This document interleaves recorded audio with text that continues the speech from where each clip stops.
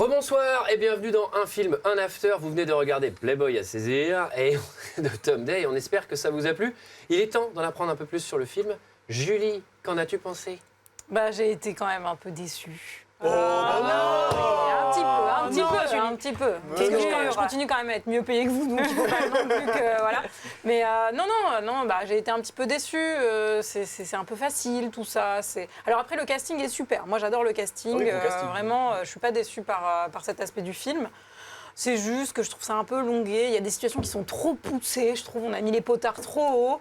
Voilà. T'exagères. Je suis mitigée. T'exagères. Bon, alors une scène culte, une scène qu'on retiendra les autres. On va commencer par Greg. Moi j'aime bien la scène où ils prennent en otage tout un restaurant pour diffuser la réconciliation d'un couple que personne ne connaît. Je ne sais pas comment j'aurais réagi à leur place. Est-ce que j'aurais vraiment envie de regarder ces gens se faire un bisou? Je ne crois pas. Quoique, je doute peut-être que oui. Alors nous, on n'a déjà pas envie de regarder le film. Alors regarder ça dans un resto, c'est vraiment l'enfer. Et alors ça fait partie des situations où je trouve que les potards sont un peu hauts, par exemple. Typiquement. Ouais. Légèrement, oui, en dépit de la crédibilité que pourrait avoir le film.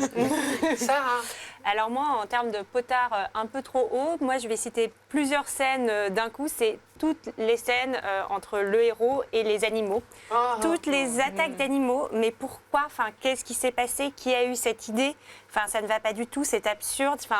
C'est même pas drôle. Moi j'ai une explication. Voilà, vas-y. En fait, si t'as 35 ans, et que c'est la morale, si t'as 35 ans et que t'es pas marié, la nature se rend compte que t'es contre nature, donc elle va te mordre tout le temps parce qu'il se fait mordre tout le temps. Et à la fin, une fois qu'il est marié, il y a le gentil dauphin qui vient et fait « Ah, c'est bon, tu t'es marié, je suis gentil maintenant ». Ce qui est complètement débile, hein, mais c'est ça l'explication. D'accord.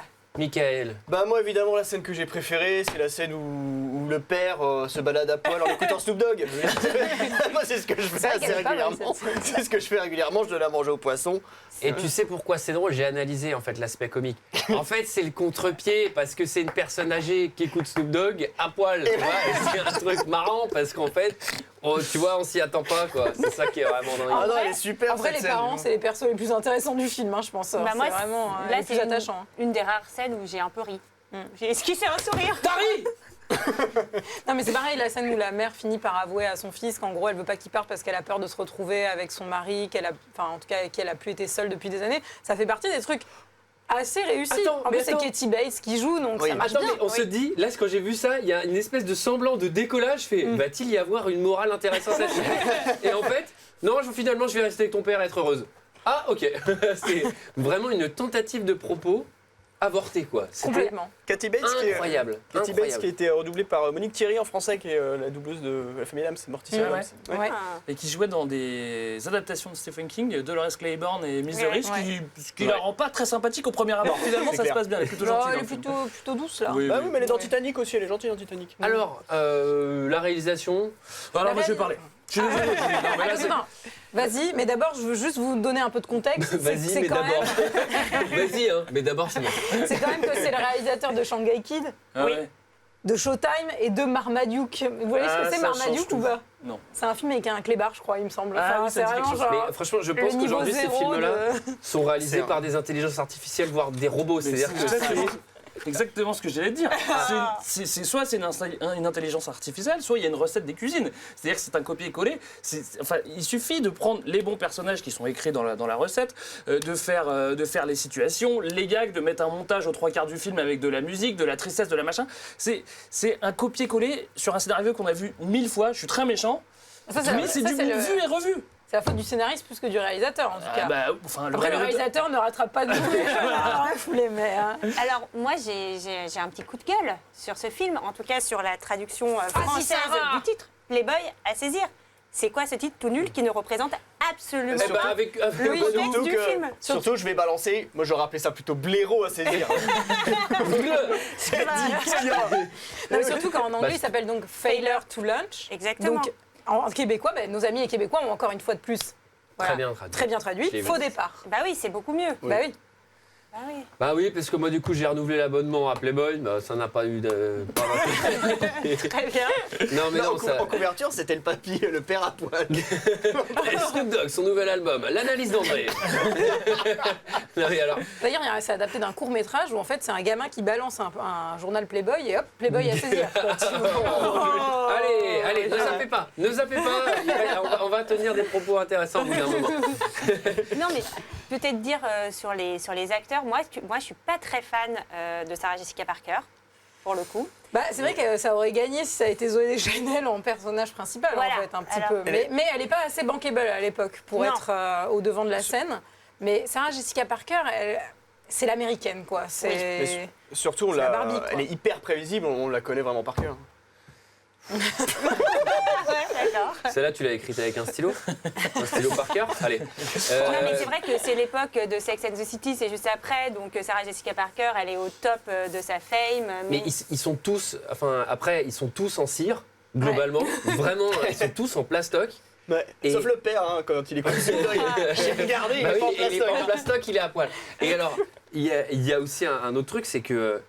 Mais ils sont hyper lisses. Enfin, tu Ah vois, oui. c'est-à-dire les persos, les acteurs, tout le monde joue le même truc, sourire Colgate. Il y a un truc. Bah, à part un Ouais. peu Zooey Deschanel, qui est censée être un peu plus déjantée, Ouais. un peu plus marrante, un peu plus Ouais, mais folichonne. qui met mal à l'aise parce que tu dis si c'est ça votre côté déjanté, je vous invite à regarder un film en after. Alors, ce qui est aussi tragique, c'est Matthew McConaughey qui est coincé dans ce vortex de comédie romantique Ouais. des années 2000, en fait, et qui... tu sens qu'il... Moi, je trouve tu sens qu'il en chie un peu, quoi. Enfin, Il mais s'en est que... bien sorti, hein. Ah bah là, ça va beaucoup Oui, mieux. Oui. là, ça va Depuis bien. quelques Oui. années, on a eu un bon Trou Détective, Scorsese, enfin, Et ça va. C'est... Il y a un truc aussi, c'est subtil à l'image. On peut remarquer que c'est fait aux États-Unis.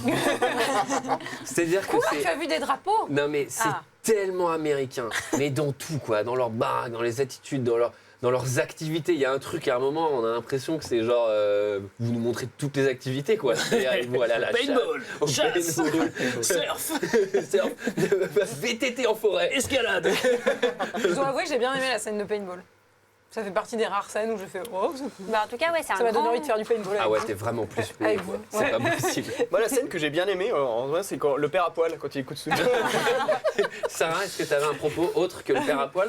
Bah, non, mais je voulais rebondir. C'est vrai que c'est un grand catalogue d'activités sportives de plein air. Ce film, voilà, ils font absolument tout. Et alors, il y a juste un truc, moi, au début, je me suis dit, ah, c'est un peu marrant, où ça casse un tout petit peu les clichés.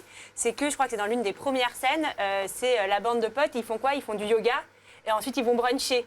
Donc, ce serait plutôt une activité féminine. Et donc, au début, je me suis dit, ah, peut-être qu'il va y avoir un petit truc, et... Et non. Et non, Et non. On peut se féliciter de ne pas avoir de scène sur le caca. Ouais, Ce qui est- bravo. Ce qui est normalement dans le cahier des charges de toute C'est vrai. rom-com de Américaine. ce type. Je crois quand même, dans la scène du père à poil, qu'il il se lâche. Moi, j'ai. Enfin, Mickaël. Mais je crois qu'ils l'ont coupé au Moi, montage. je trouve que quand même la moralité de cette histoire, c'est que quand on fait des films bien ricains, bien sur des valeurs, enfin un peu ancestrales et traditionnelles du patriarcat, bah t'as un budget de 50 millions de dollars. Bah, tu fais 130 millions de dollars de BF, enfin, de cumulative C'est ça worldwide qui est growth. Moi, Donc, niveau perso, j'ai une petite quand déception. même balèze. C'est justement Sarah qui se gâche un petit peu. En fait, elle aurait dû être agent secret, cette nana. Elle a tellement de skills qu'au bout d'un moment, elle se gâche, quoi. Elle devrait faire autre chose. Dans le film, dans son rôle. Après, dans la vraie vie, je ne sais pas. Hein. Non, je reviens un peu sur sa profession quand même. Oui, c'est vrai, c'est On est intéressant. d'accord que bon, c'est pas banal, on va dire. Mais elle est surtout- auto-entrepreneur, elle est salariée, Oui, qu'est-ce que t'en penses, Oui, Mickaël? je sais pas. Oui, c'est peut-être. Mais tu penses qu'elle fait ses factures Et enfin, non. Elle fait ses devis aussi. Moi, je lui ai demandé un devis. Oui, et oui, c'est puis, cher. si elle ne vit que de ça et qu'elle fait un contrat par mois, je sais, ça doit plutôt Mais elle en être fait plusieurs. assez Elle en onéreux. fait plusieurs en Elle en fait même temps. plusieurs parce qu'il y a cette scène où elle est avec un autre client, enfin en une même victime peut-être. Oui, Elle en fait Ouais. plusieurs par mois. Alors, cette scène, elle est scandaleuse. Elle est vraiment scandaleuse parce que c'est genre. Tu tombes amoureux des méga beaux gosses Matthew McConaughey, mais alors par contre, les bons gros geek, losers ouais. Star Wars, alors ça, laisse tomber. Le geek, lui. C'est un peu facile de se foutre de la tronche d'un nerd et le seul truc qu'il trouve à dire c'est ah bah oui j'aime bien Star Wars, c'était un peu facile. mais au-delà de ça je la trouve quand même courageuse aussi parce qu'en fait elle peut tomber sur des psychopathes complets et quand C'est même tu vois elle s'en sort bien parce que là entre le nerd de Star Wars et notre héros ça va, c'est soft quoi, elle va pas se faire oui. trucider quoi. Elle risque juste d'avoir quelques lessives en plus, quoi, parce qu'avec Matthew McConaughey, enfin le personnage donc de Trip, c'est vraiment genre assisté 2000 quoi. On lui fait ses lessives, on lui fait ses courses, il bouffe les chips de ses parents. Enfin genre. C'est quoi? C'est un basement où il regarde des films avec ses potes, et avec son neveu slash. Perso, vu son père, j'éviterais de manger chez ses chips. Non, mais juste pour dire, on lui fait sa lessive, ces trucs, sa mère lui fait. Il y a quand même une répartition des rôles très claire à la maison. Alors elle, c'est un petit peu elle la coupable, et elle se rend compte des choses au moment où elle paye une psychologue hyper chère pour se dire tiens, une fois que j'ai payé la psychologue hyper chère, je me dis bah tiens, je vais peut-être arrêter de faire toutes ces tâches ménagères. C'est quand même bizarre, non? C'est Sarah Jessica Parker, la psychologue? Oui, c'est ça. Ouais. C'est son métier, c'est psychologue, c'est pas ça. Entre guillemets. Auto-entrepreneuse. Alors, est-ce qu'il me semble qu'on peut pas mettre en accéléré quand on regarde sur la Paramount, Greg? Et j'ai l'impression que tu l'as pas vu à vitesse normale. Si, c'est une sorte de psychologue. Non, et ça fait quand même penser, alors c'est pas une comédie romantique, mais un peu au film Tanguy. C'est sur cette histoire de ces trentenaires qui restent chez eux beaucoup plus longtemps.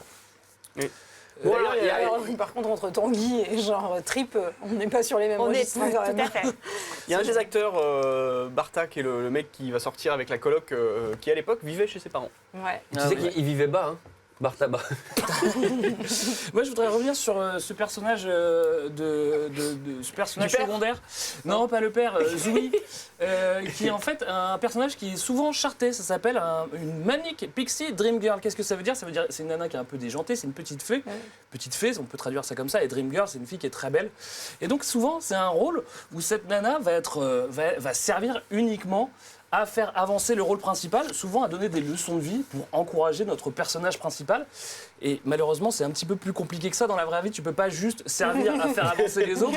Et je trouve ça un petit peu dur et un petit peu dangereux parce que des fois, quand tu es élevé dans des archétypes de Hollywood comme ça, la fiction peut rentrer dans la réalité et on peut s'assimiler à des filles comme ça. Malheureusement, la réalité est beaucoup plus compliquée. Attention, faites attention. Faites attention, voilà, Hollywood Mais Woman. c'est vrai que c'est un personnage qu'on retrouve dans toutes les comédies romantiques ou même les teen movies, tout ça. C'est toujours un peu la copine chelou, quoi. Ouais, voilà. Un peu folle dingue, mais qui a là quand même, qui a son histoire d'amour, hein, là, parce que quand même, il fallait pas la laisser célibataire non plus, tu vois, c'était trop. Mais elle joue que c'est ce type de rôle-là de Manic Pixie Dream Girl, c'est quand même dingue. Même dans le clip d'Offspring, elle a joué dans un clip d'Offspring, elle est un peu Même dans le père est à poil aussi dans le clip. Même dans sa série, en fait, c'est exactement, elle joue ce rôle-là, sauf qu'elle en est l'héroïne, mais elle reste la fille un peu déjantée, etc. C'est marrant. Et d'ailleurs, ce qui est marrant, c'est que tu vois le côté wild, tu sais, genre c'est ça être wild, alors qu'en fait, c'est n'importe quoi. Enfin, tu vois, le personnage est complètement absurde, il a aucun sens, et effectivement, elle se lève le matin en se disant comment je pourrais aider Jessica aujourd'hui. C'est ça. Comment je pourrais faire avancer son histoire avec Mathieu. Comment je pourrais me sacrifier pour faire avancer le film et Jessica. Alors, Justin Bartha, plutôt mignon, hein, qui est finalement cette espèce de gentil soumis aussi à cette, comment tu as dit, Manic Pixie Dream Girl, c'est ça? Enfin, il est méga soumis, quoi. Enfin, dès qu'ils sont ensemble, elle le domine à 200%. Et en lui disant d'aller se... Mais ça c'est un peu pour faire une espèce de relation contre-pied à l'autre où Jessica Parker, elle est tombée raide dingue du petit playboy machin qui s'en fiche, qui dit ouais maintenant je veux la larguer et tout. Et du coup on va faire vas-y, on va faire un petit peu l'inverse, comme ça va compenser pour éviter que... Et puis on a le sage d'un côté dans ses potes et puis on a un peu le wild Bradley Cooper de l'autre aussi qui est un peu plus sauvage, un peu plus indomptable. Et d'ailleurs Justin Bartha et Bradley Cooper qu'on retrouve dans Very Bad Trip. Tous les deux. Et alors, on recommande également. J'ai une anecdote comme quoi le rôle en fait de Trip à la base il avait été écrit pour un autre comédien et je trouve que ça marche beaucoup mieux. Ça a été écrit pour Zach Braff à la base, qui est l'acteur de Scrubs et qui à mon avis était pas assez bankable à l'époque pour tenir le rôle. Et même aujourd'hui d'ailleurs, mais qui en fait aurait beaucoup mieux fonctionné, je pense. Parce qu'on croit pas une seconde que Matthew McConaughey est encore adolescent, quoi. Oui. Enfin, il fait vraiment. Mais il a 45 ans. Oui, en fait. Non, mais surtout, il fait vieux beau, il fait Georges Clooney. Enfin, tu vois, on est plus crédible avec un espresso que chez Serrant. Ah non, mais c'est sûr. Celui qui fait pas son âge, hein, c'est Terry Bradshaw, c'est le père. Hein. Alors, il est quand même bien conservé. Hein. Alors, dans quelle scène on voit qu'il est bien conservé, Dans la Michael? scène de Snoop Dogg, attends. Non, il faut savoir quand même que ce mec-là, c'était un grand joueur de football américain. Mais tu vas parler que de ce gars-là. C'est mon idole. Je n'ai vu Dieu que pour lui dans ce Oui, c'était un ancien quarterback, c'est C'était ça? un ancien quarterback des Steelers de Pittsburgh dans les années 70. Il a gagné quelques Super Bowls d'ailleurs. Mais, Ouais, et pour il a revenir été sur- présentateur aussi, il me Oui. semble, sur la NFL. Pour revenir sur Trip, c'est vrai qu'il est plutôt drôle. Il a pas mal de réparties. Moi, je doute qu'un mec qui a été assisté et protégé comme ça par sa maman soit aussi à l'aise dans la vie, parce qu'il est très très à l'aise. En vrai, logiquement, t'as pas ce profil-là quand tu vrai- restes à la maison. En vrai, déjà, il a pas de boulot théoriquement. Puis Et là, il en a je pense que la 911 flambant neuf de papa, t'as pas le droit de la prendre. Tu trouves un métier d'abord. Oui. Vous avez d'autres Oui. choses à nous dire? Moi, non, déçu. Eh bien, c'est le moment de mettre un avis chiffré sur ce film, mesdames et messieurs, à vos feuilles cartonnées. La partie notation, The Notation Party. Il faut mettre une note de 0 à 5, virgule non autorisée. Et on commence par Julie. Alors, moi, j'avais envie de mettre 1 à la base, mais vu que la Paramount me paye, j'ai mis 2. Ça, c'est 50 euros. 50 balles. Non, déçu. Et surtout, j'en ai marre, en fait. J'ai envie de fraîcheur, quoi. Je veux plus ça. Voilà. D'accord. Greg? Moi, j'ai mis non pas 2 à la fin, mais plutôt 1 pour l'encre, le papier et la pellicule. Bravo. C'est comme tes profs, tu sais, Ouais, c'est genre, ça. au collège. T'as compris la blague? T'as mis ton nom dans la marge. Sarah? Oui, Antoine, moi j'ai mis 0. Alors ça, par contre, c'est moins 50 Ah euros. bah, elle sera pas payée. Bah, je suis pas payée pour cette émission, c'est pour ça. Et maintenant que j'ai compris qu'il y en avait qui l'étaient, je trouve ça quand même honteux. Non, mais en fait, j'ai beaucoup hésité parce que 0 c'est dur, tout n'est pas forcément acheté. On peut pas faire dire. Franchement, 0 pour Kathy Bates, la pauvre. Certes, elle Non, a pu se j'aurais racheter pu une mettre- piscine, mais quand même, J'aurais quoi. pu mettre 0,5 pour Kathy Bates, mais honnêtement, je trouve qu'une comédie romantique, moi, je peux apprécier ça, me laisser un peu porter, etc. Je suis pas très difficile. Eh, arrête donc de Mais- faire la snob, là, toi, là. Mais là, ce côté où on te rabâche, faut pas être célibataire, c'est maman qui lave tes slips, blablabla, j'ai vraiment eu beaucoup de mal. Voilà. Bon, et n'aie pas de peine pour eux, alors avoir mis 0 parce qu'ils ont touché un paquet de fric. Et Mickaël? Eh ben moi, j'ai mis... Mais non, évidemment, j'ai quand même c'est 0. Bien sûr, c'est 0. C'est 0. 0 pointé. Non mais il fallait bien qu'il tombe à un moment donné, hein. Je le Bah gardais oui. au chaud depuis un certain temps et là ça me démange trop, fallait que je le sorte. Bon, on peut pas dire que je sois le public type pour ce genre de film, c'est vrai, mais en plus j'ai pas trouvé grand chose à sauver, à part évidemment le père dans sa poêle sur Snoop Dogg, évidemment. Ce qui fait une moyenne de 0,75 sur 5.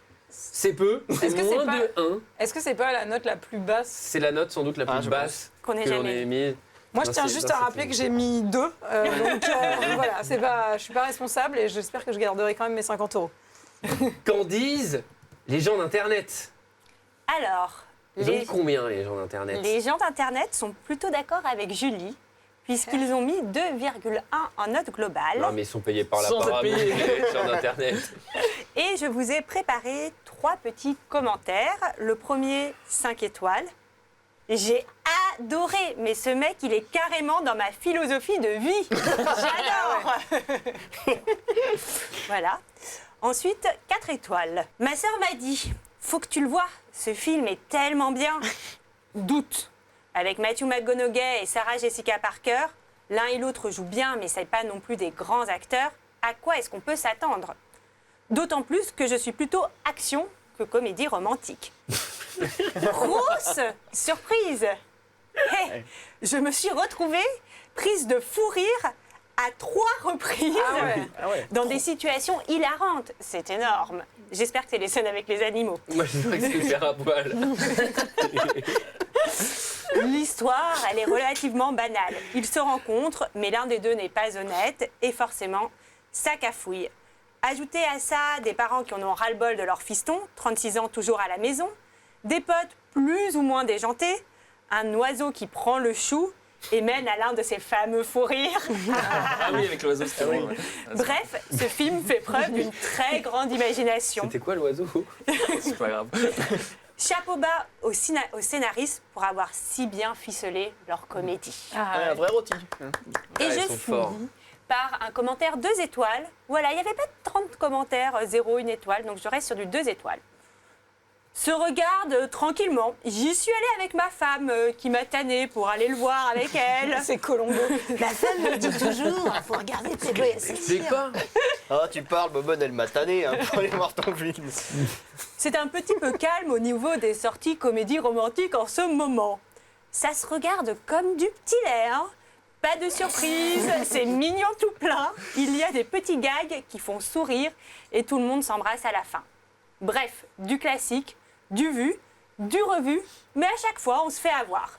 Si vous avez des places à prix réduite, comme moi, vous pouvez y aller.